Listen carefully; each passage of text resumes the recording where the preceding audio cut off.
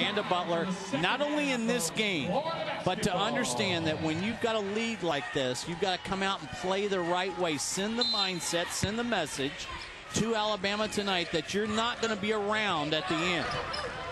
So Alabama, which made 8 field goals in the first half and turned it over 12 times, with the first possession to begin the second half. I love this move. Start the half in a man-to-man. You played the entire 20 minutes in a zone. But one of the reasons why you would go man-to-man is so you won't come out lethargic. I love the move by Florida. And George throws it right to Jasmine Robinson. There's going to be an offensive foul against Kristen Lee. That's her second personal. What a great job by Jennifer George. She's a secondary defender defensively, so she's got to get out of the arc. Does she? Gets her feet set. That's one of those tough calls. But but Bonds with the effort to make that play in transition. Bonds with 7 points for Florida tonight. Dina Allen. She's got 7. Gators get a little sloppy here. The turnover. That's not reading the defense, because the defense gave Allen the shot. She forced the issue, compounded the problem by fouling on the other end. First team foul in the second half for the Gators. Dina Allen picks up her first. Mick, we've seen this over the years with players. You know, they come out of the locker room and coach says, we want to do this. But if the defense doesn't allow that, then you've got to adjust. You've got to make the proper adjustment. Now, sometimes you just got to play basketball. Make a basketball play. It may not have been designed that way at that moment. A lot of standing around by Bama. Trying to beat the shot clock, and Bama continues its shooting woes. 23.5% for the game tonight for the Crimson Tide.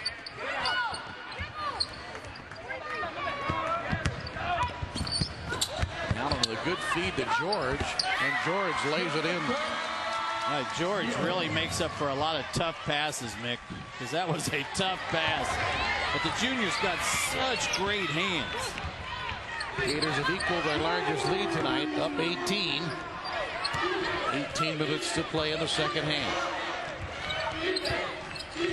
Kristen Lee works it out front. A sophomore from Birmingham. And Lee called for traveling. We talk about Florida's execution on the half court. Watch this pass from the top of the key. Allen comes off the screen. Watch this pass.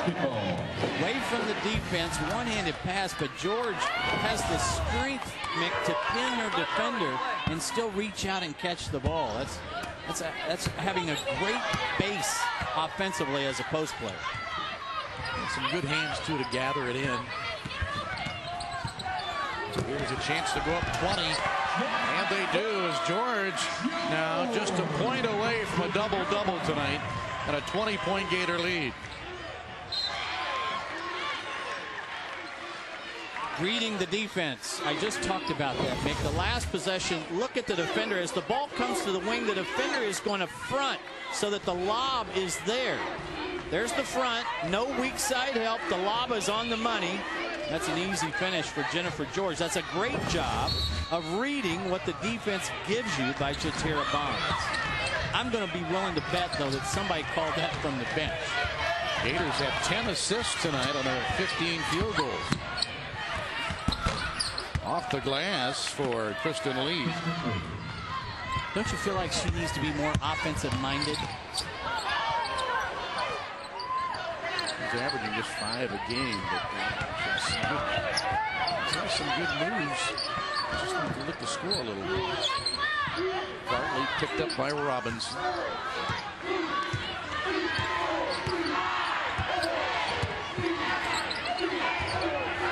Bonds for 3.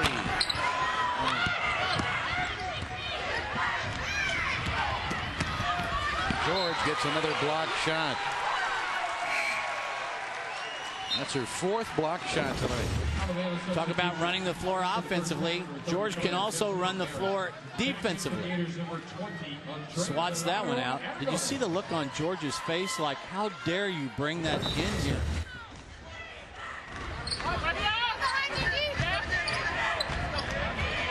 Justin Merritt.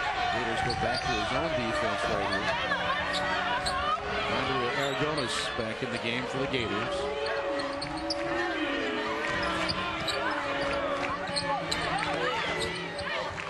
Again, they've had too many possessions where the shot clock has gotten down 6 or 7 seconds.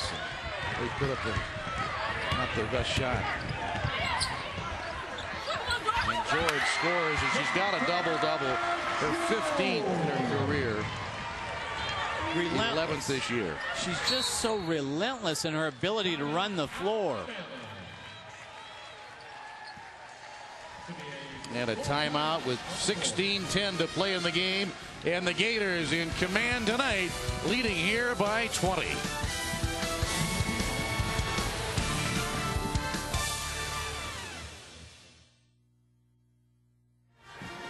As you see Madu going to the bench. Jones plays it out to Stewart. Gators with a 45-23 lead.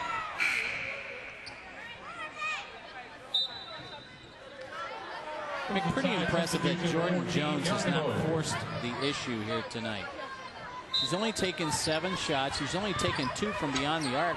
She's on everybody's scouting report, so you know Alabama is giving her additional emphasis on the defensive end. Another great pass by Jordan Jones and a good catch and lay in for Jennifer George. 13 points by George. And the Gators now with a 24-point lead.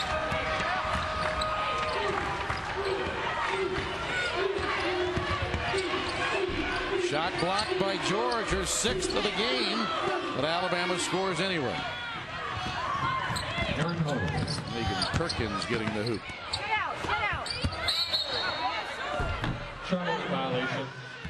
There's a reason why Jennifer George is at her best, block to block. Brittany Shine threw that pass back to her, and George, what is it, Mick, about all bigs? They want to act like guards.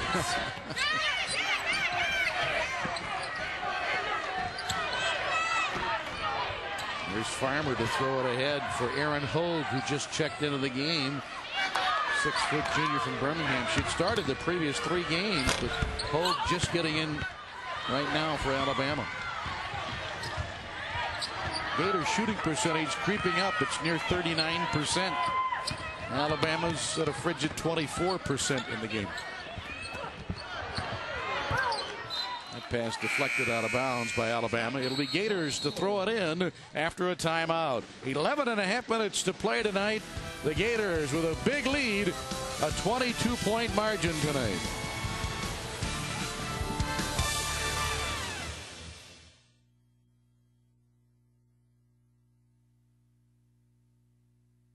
Talked about getting back to extra individual workouts and putting more emphasis on ball possession and getting shots instead of being high risk all the time. And her team has really responded. They only had 4 turnovers in the first half tonight, so they've kind of carried that over.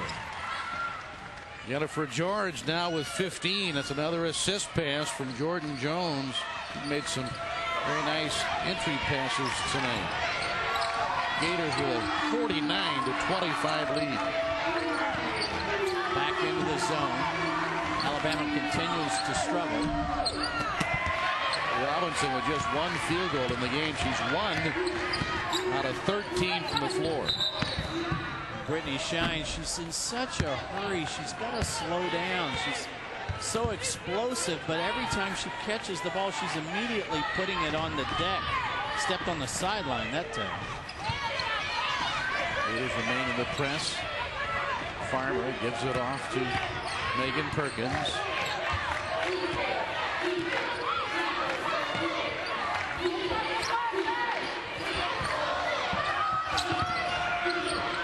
Perkins to Crosby. Alabama drains the shot clock down, and Farmer loads a long 3.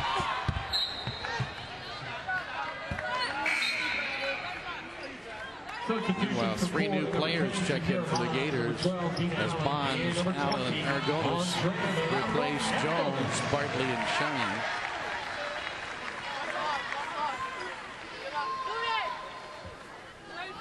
Midway through the second half tonight, the Gators with a big lead over Alabama. A win tonight for the Gators would give them a 3-3 league record and 13-6 overall. It's been a tough night for Jasmine Robinson. Just has not been able to locate the basket. Great pass by Aragonis up to Bonds, who laid it in, and a 3-point play opportunity. This is perhaps as good as the Gators have played this year in terms of getting assist passes. They've got 17 assists tonight on 22 field goals. Keep your eye on Aragonis with a little European one-handed flip, which leads to Bonds on the run out. Very impressed with Florida's assist totals tonight, Mick. They've made 22 baskets with 17 helpers.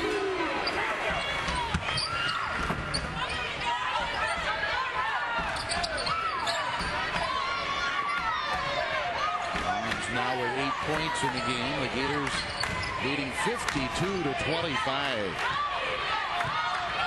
Even in a game like this with a spread, I think these are important minutes for Jatira Bonds. I talked about her sophomore slump. Last year she was 33% from beyond the arc. This year 21. And when your percentage is that low, as there's a look at Bonds, then you've got to evaluate the shots that you're taking, the form, are your feet set. You've got issues if you're 21%, and she needs to address that. Alabama continues shooting lows tonight. They're in games for a less than 23%.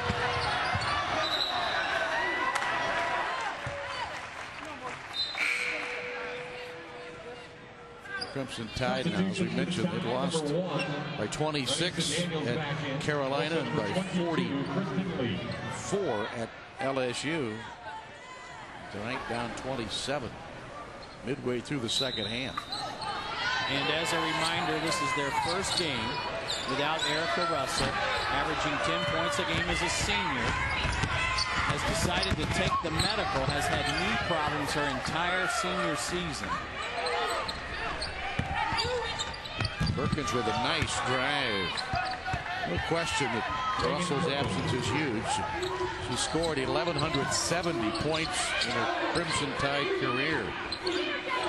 109 games she's played. And 4th all time in Alabama in 3-point field goals made. That's a key weapon they're missing tonight.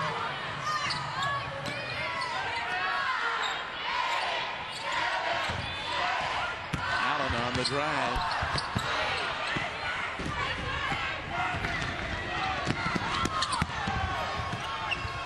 And turnover by the Crimson Tide. Tide have turned it over 16 times. And there's a turnover against the Gators. Aragonis should have gone ahead and shot the 3-ball in transition. A little conversation with the official. Yeah, you caught me.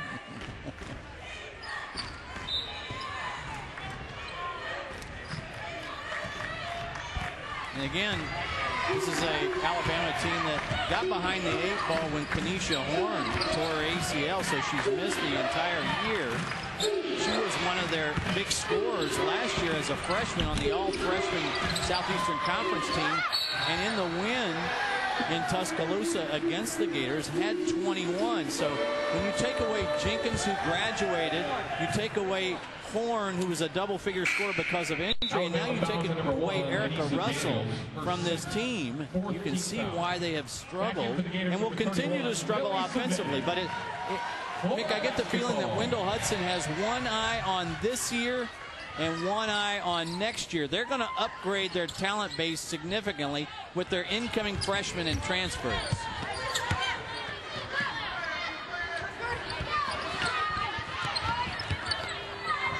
Now Allen handles it.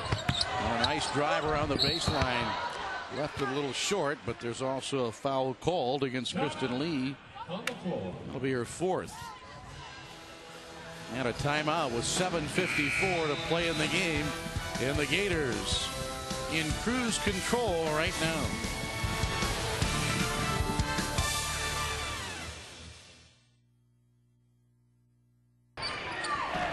Pat Summitt, and we talked about the Pat Summitt Foundation tonight and the emphasis that the league has put on that this week. But if you have your next two games are Tennessee and Kentucky, the schedule makers haven't done you any favors. Gators come out of there with the ball. Tonight the Gators with 17 assists on their 22 field goals. In the second half, Florida shooting 64%. There's what we're talking about on the great pass, but no finish that time. That would have been the 18th assist, but George, who has 15 points tonight, can't believe she let those two get away. And Aragonis went right to her and said, how can you miss that? I set you up at point blank range. Right here now is Perkins to play it in.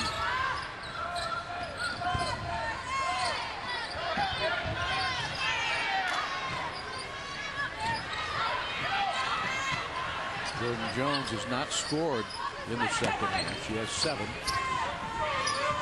12th in the league in scoring at 12.8. Here's Aragonis. Throws it away. A steal for Farmer. Oh, what a great move. Oh, hesitation move by Farmer. And here's one official is saying George landed an elbow. Decanter was underneath the play, didn't blow the whistle. Now they may go to the monitor and take a look. George does clear with her elbows. The question is, does she connect?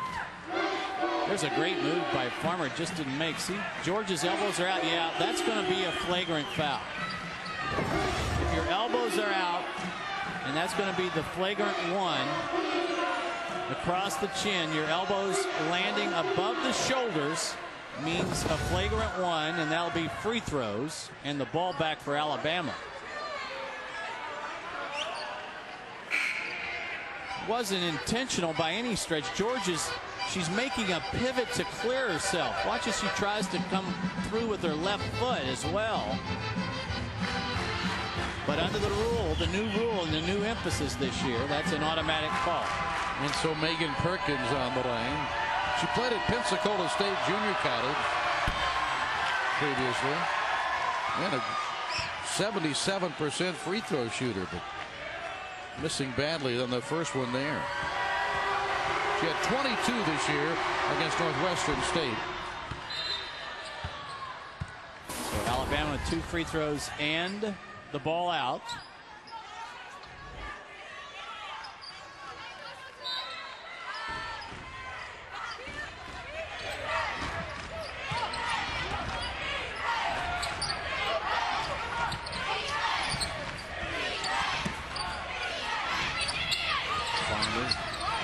Crosby with 10 points tonight and now make it a dozen. She's got 12 of the Crimson Tide's 30. Pieces, Mick. If this Alabama team can just put some pieces together, which includes Crosby and Perkins becoming double-figure scorers, Kristen Lee looking to be a little